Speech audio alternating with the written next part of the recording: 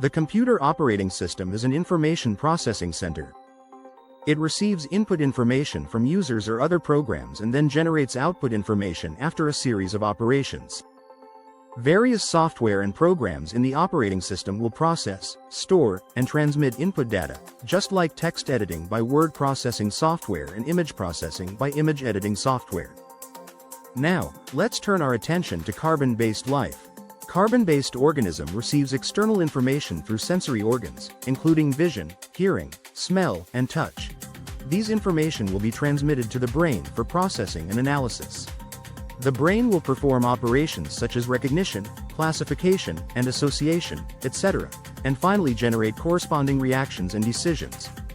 For example, when humans see danger, they will feel fear and take evasive actions. This is the result of processing visual information. From the cellular and molecular levels, the information processing of cells is even more sophisticated.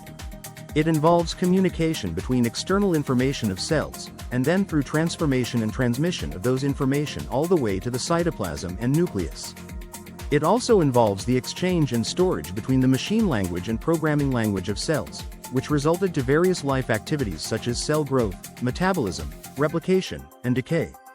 Let's take a close look at the comparison of the structure and function of DNA, RNA, and proteins in computer and life systems. Such comparison suggested that information processing in cells should not only adopt the prevailing theory of the central dogma.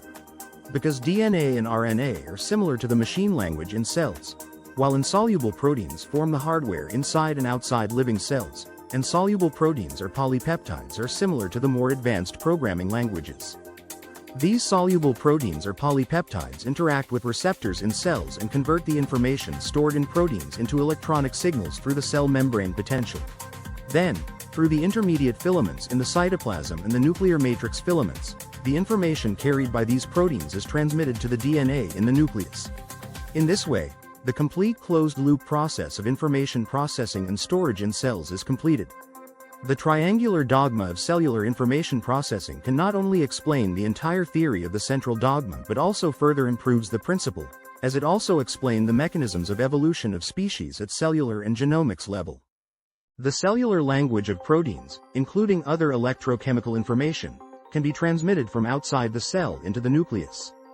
Through the electromagnetic storage by nucleosomes, it can affect and even change the sequence of DNA, exerting the effect of epigenetics, and thus enabling genetic information to evolve and be inherited by new individuals.